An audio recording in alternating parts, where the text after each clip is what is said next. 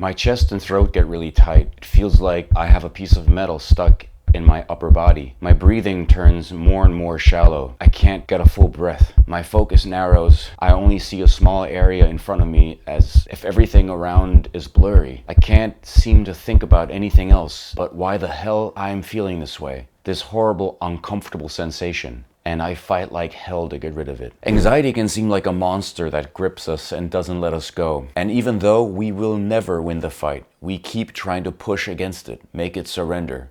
So what can we do? This topic is very important to me because growing in this area has produced a big shift for me in my life. Having anxiety is not a weakness. There's nothing wrong with you. You are not broken. Anxiety is a part of life. Feeling ashamed of having anxiety only makes things worse, a lot worse.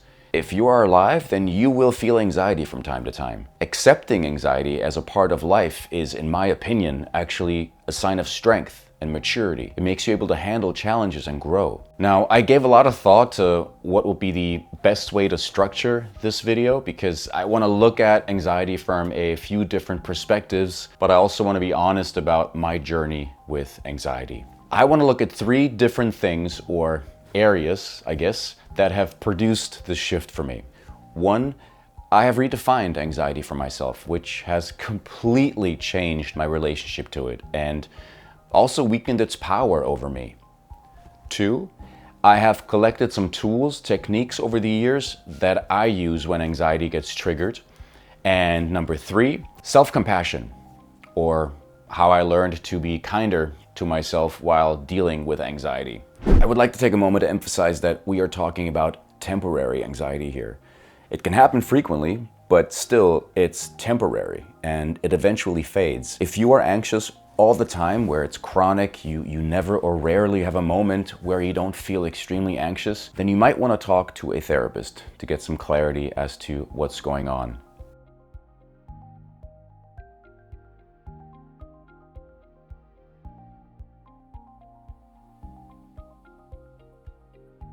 What is anxiety? The dictionary's definition says it's a feeling of worry, nervousness, or unease about something with an uncertain outcome.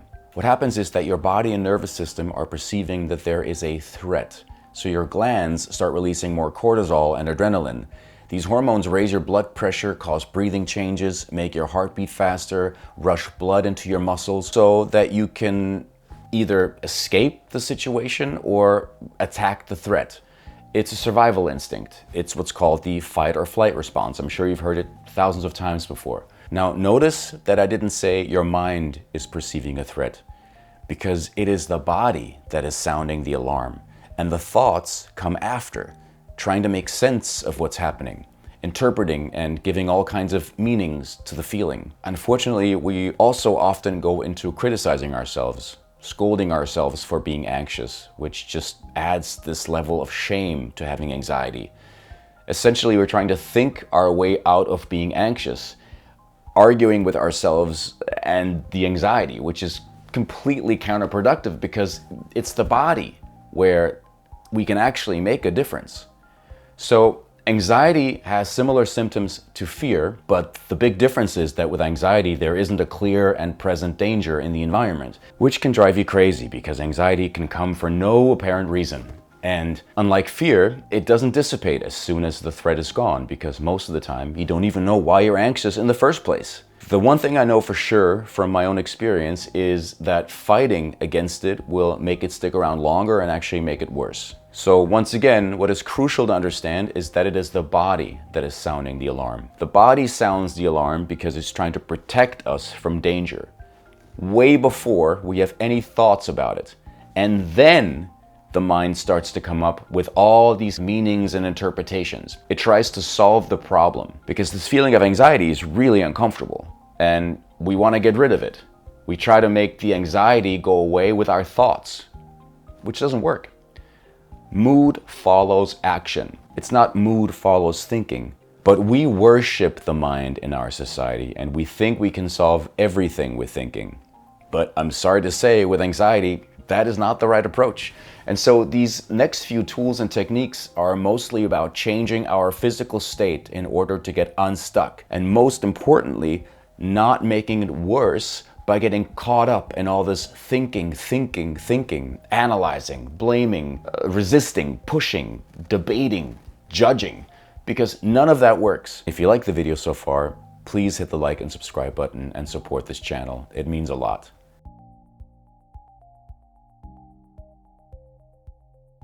Reframing anxiety. The truth is, nobody likes being anxious. It's not pleasant. I would love to never feel anxious again, but that's not realistic. I will feel anxious again. Sometimes I wake up with a significant amount of anxiety in the morning, and sometimes it bubbles up in the middle of the day, seemingly out of nowhere. A huge part in my journey has been accepting that anxiety is a part of life and that it will never go away. It's normal. We are supposed to feel anxious. Every time we attempt something new and venture even the tiniest bit into the unknown, anxiety gets triggered. I had a coach once in Los Angeles.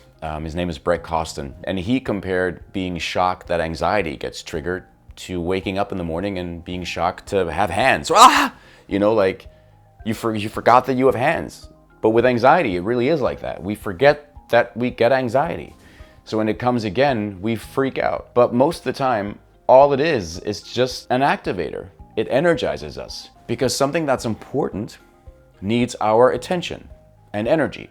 Like when I started out as an actor, I would get so anxious before auditions, especially, you know, the closer I got to getting a part. I would just be sitting or pacing in the waiting room, just fighting against that horrible feeling of anxiety, which I, of course, interpreted as insecurity and weakness, instead of actually doing something with that valuable time before my audition to think about the scene I was about to act out, or you know, what the character was thinking in that moment. You know, something I could actually control. But to tell yourself to relax, to scream at yourself inside, what a waste of time. It doesn't work. No one has ever relaxed because they were forced to do so, right? So for this part, the reframing anxiety part, we do use our mind. We come to a new understanding, to maybe even come to a place where we can appreciate anxiety. I know it sounds crazy, but having anxiety means that we are living, putting ourselves out there. If I'm checked out on the couch with the TV on and a bottle of wine in front of me, I won't experience any anxiety, but I don't want to live like that. Not all the time, at least. I certainly wouldn't have the energy to give a good audition if I was in that state. So the anxiety is really, it's fuel to meet deadlines, to deal with challenges. Reinterpreting anxiety as excitement or energy is the first step. Could we try if we made the effort to pivot slightly in the direction of maybe I'm just excited and energized? Another big part of reframing anxiety for me was understanding that growing up and maturing as a person also means to be able to handle intense feelings and sensations. I learned this from a fantastic book by Bruce Tift, a psychotherapist and Buddhist who brings those two worlds together in a unique and powerful way. The book title is Already Free, and yeah, I put a link in the description below if you want to read it. All right, let's talk about tools and techniques that I use. There are so many techniques out there for dealing with anxiety.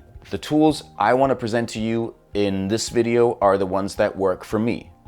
I've learned some of these from books, some from therapists and coaches, and some of them by listening to podcasts and watching YouTube videos like you're doing right now.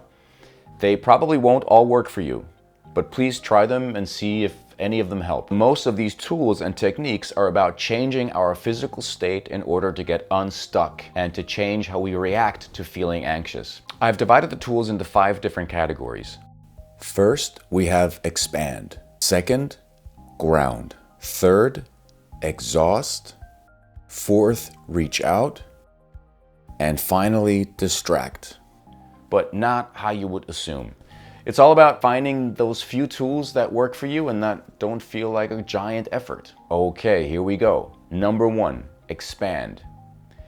Anxiety narrows our focus, which is not necessarily a bad thing. It's so that we can focus on a certain task, so we can put all of our attention on the thing that needs our attention. We develop this kind of tunnel vision that focuses on a task or problem, but it does this by excluding everything else. but we can actually use this knowledge to our advantage. When we're anxious, we have a very narrow focus, but we can consciously widen our focus.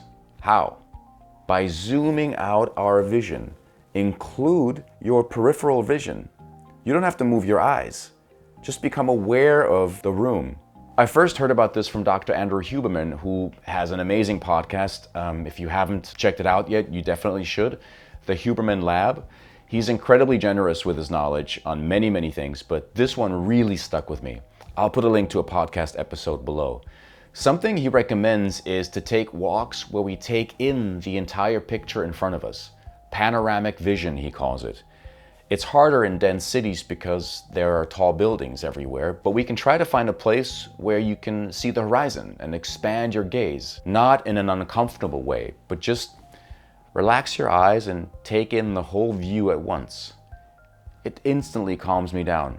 Every time. Something that used to trigger me a lot were sad or scary looking buildings or places. Probably because of where I grew up. I would kind of get stuck. And then this anxious energy would stay in my body for hours. But what about the sky? The trees, the birds? Those things are there as well. If only I would zoom out a bit, I could consciously shift my focus to something else. We all experience a different reality, right? Most people won't get stuck on this depressing detail. They probably won't even notice it. So why not shift? This depressing building isn't any more real than the sky or this tree moving gently in the wind. So just expand your focus. Move somewhere else, somewhere that feels better. It's a tiny shift and it's hard at first. It's all about repetition, but it's a practice that is worth gold. An easy way to engage your panoramic vision is to go out into nature. Forests, lakes, or even a park. Whatever is accessible to you. Because besides widening your vision, nature also has something else very unique that affects us in a positive way. What I'm talking about are fractal shapes. Nature is full of fractals. Fractals come in the form of branching and spiral patterns. Trees, leaves, rivers branching. And we only see these patterns in nature. Through evolution, our vision has become fluent in nature's language of fractals. We are hardwired to look for these patterns, and when our subconscious recognizes them, we feel calmer and our stress levels reduce. Our visual system is, in some way, hardwired to understand fractals, and our stress reduction is triggered by a psychological resonance when the fractal structure of the eye matches that of the fractal shape being viewed. If we're looking at a scene, our brain is scanning for these shapes, for these patterns, but generally, we just see a jumble of unrelated objects, a city street, artificial work environments. The brain becomes exhausted and stressed. Maybe you live in an area with lots of nature around, so then it's easier for you to access nature and these patterns. For those of us who live in urban areas, dense cities, we actually have to schedule time to go out and spend time in nature. Experiments show that people's stress levels reduce by as much as 60% when looking at fractals. That's a huge difference, just from taking a walk in nature. Another way to expand, especially if you are someone who worries a lot, like I used to and sometimes still do, practice considering both sides of a situation. Yeah, there are a lot of things that could go wrong, true, but aren't there also a lot of things that could go right? Could whatever we're so worried about actually work out? How many of the things that we have worried about, catastrophized about, actually turned out as horribly as we feared? Not many. Every time I lost a job or needed to move apartments, I went to this desperate place and I was in total survival mode. But another job, another apartment always showed up in the end. So why then do we only look at the one side with all the negative outcomes? Mel Robbins actually has this amazing and simple technique for putting on the brakes when you're in a worry spiral by saying, what if it all works out? Try it. So when we get anxious about something, ask yourself, what if this worked out? What if everything worked out? And it immediately creates a bit of space. It gives me a bit of air. We have all these worries. What if I make a huge mistake? What if I never get another job? What if I end up living on the street? Stop the spinning by saying, what if it works out? I'll put a link to one of Mel's videos in the description box below. Number 2, ground. The way breathing affects our physical state is huge. Anxiety tends to make our breathing shallow and fast. Sometimes we even hold our breath, which doesn't help. By simply taking control of our breathing, we can quickly change our physical state. The simplest way to do this is to make your exhales longer than your inhales. That's it. That alone will make a difference right away. But here are two specific breathing techniques. First, the 4-4-8 breath. I really like this one. You inhale for a count of 4, hold for a count of 4, and exhale for a count of 8. Then without pausing, you inhale for a count of 4, repeating the sequence a few times until you feel better. This one really does wonders for me. Another breathing technique I like doing is the humming breath, or sometimes also called the humming bee breath. You'll see why in a moment. It's a unique yoga breathing technique that involves using sound on the exhalation. The sound and vibration of this type of breath soothes the anxious and stressed out mind and releases tension, and it allows the body to relax. You breathe in through the nose for at least 5 seconds. With your mouth closed, you hum until you're out of breath. You repeat that 5 to 7 times. And you don't have to wait until you're anxious. You can do a few of these breaths whenever you think of it. Another one of my favorite tools for grounding myself is using a foam roller. This one is very effective for me. Foam rollers are not expensive and they come in different sizes and degrees of hardness. If you haven't used one before, get a low or medium density foam roller. Foam rolling can relieve muscle tightness, soreness, and inflammation, and increase your joint range of motion. Basically, foam rolling helps release muscle tension by making the top layers of your tissues more flexible, but it can also improve overall well-being, and I use it to relax and get back into my body. A good place to start is to sit on the foam roller with one of your glutes and just slowly roll back and forth. You want to find areas of tenderness, and you will.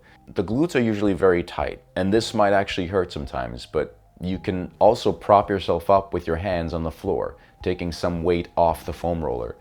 Then try moving down a bit and rolling out your lower back. After a few moments there, move up to your mid back and finally your upper back. You can also try hugging yourself as you roll over your mid and upper back. Number 3, exhaust. Mood follows action. Action, not thinking. It's nearly impossible to think your way into feeling better. On the other hand, using your body to change your state is very effective.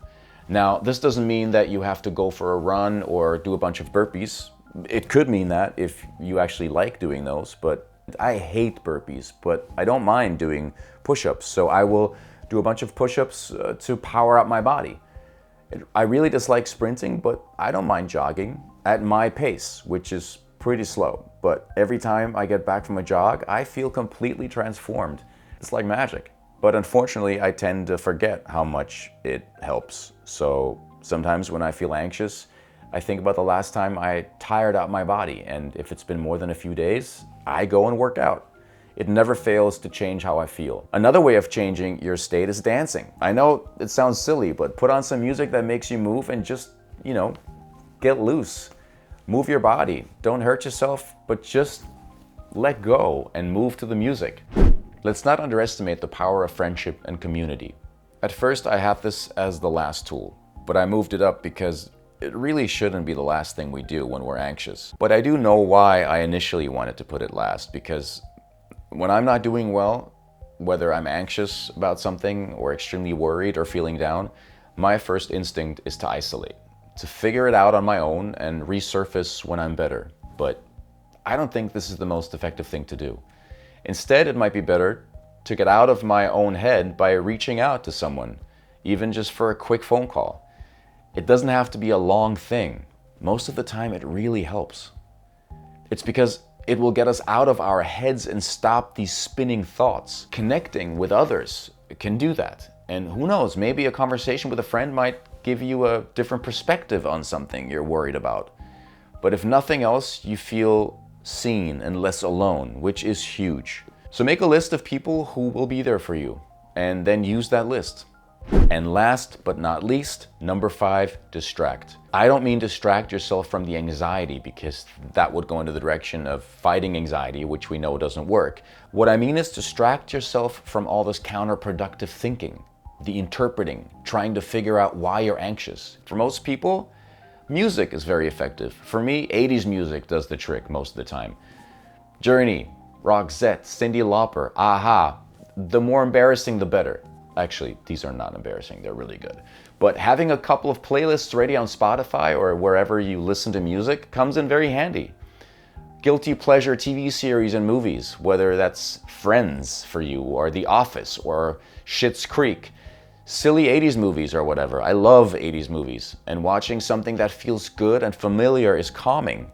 I keep a note on my phone with movies and series that are comforting to me, because when we're triggered, we tend to forget everything else.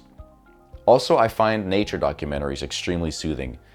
David Attenborough or Morgan Freeman's voice are a nice bonus. Most nature documentaries will totally shift my state. Bonus tool: get a pet. I can't imagine life without dogs. And it's proven that having a dog near you, and especially petting a dog, lowers your heart rate. It calms you down. I'm sure it works with cats as well. I just prefer dogs. And yes, pets are work, but they give so much more in return.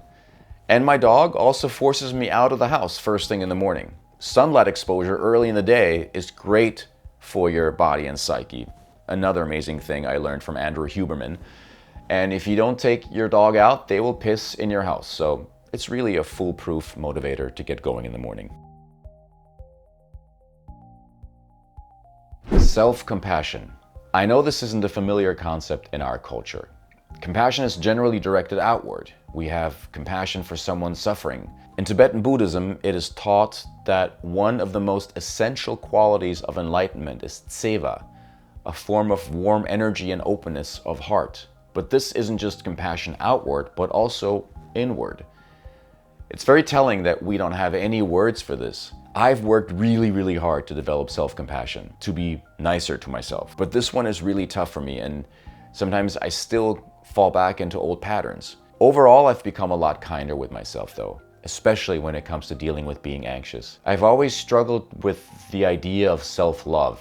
It just makes me cringe. I was so mean to myself. My thoughts were just vicious. But how was I supposed to know anything different?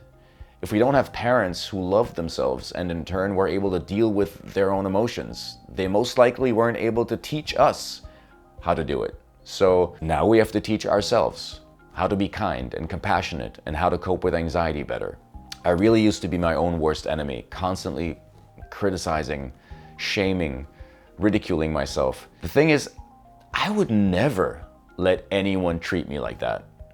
I hate bullies and toxic people, and I stay away from those people. What would you say to a good friend that was feeling anxious or uncomfortable? Maybe they're focusing on all the things that could go wrong. Would you criticize them, yell at them, call them names, or shame them for not having their shit together? No, you wouldn't. Why is it so hard to be a friend to ourselves? If we practice self-compassion, we are better equipped to respond to anxious thoughts and feelings with a sense of understanding rather than harsh self-judgment. And this shift in perspective can create a buffer against the negative emotional spiral that often comes with anxiety. But the idea of self-love, I was just too far away from it. I could never picture myself saying, "I love you," to myself in the mirror. It just feels ridiculous and totally forced. But then I read this book by Brian Tracy called Maximum Achievement. It's not a book I would normally read. It's a lot about goal setting, and I guess I've read enough books about that. But there's a chapter in the book where he talks about self-esteem. He says, the best measure of self-esteem is how much you like yourself. And that how we feel is largely determined by how we talk to ourselves. And so silently or aloud, we can say, "I like myself," over and over. Say it 5 or 6 times and see what happens, just as an experiment. I know it's silly, but just do it. It's actually not silly, but it's silly at first. It really did something for me. Somehow, loving myself was too big of a stretch, but saying, "I like myself," was different. It worked, because even if I felt some resistance to it, I would think, how sad that I can't even say that I like myself. Because I do. I do like myself. I'm not so bad. I'm going through a lot and I'm doing my best. So try it out and see what happens. So that's it. I really hope you got something out of this video, and it would be amazing if you could like and subscribe to my channel so I can make more content like this, and I'll see you soon. Take care.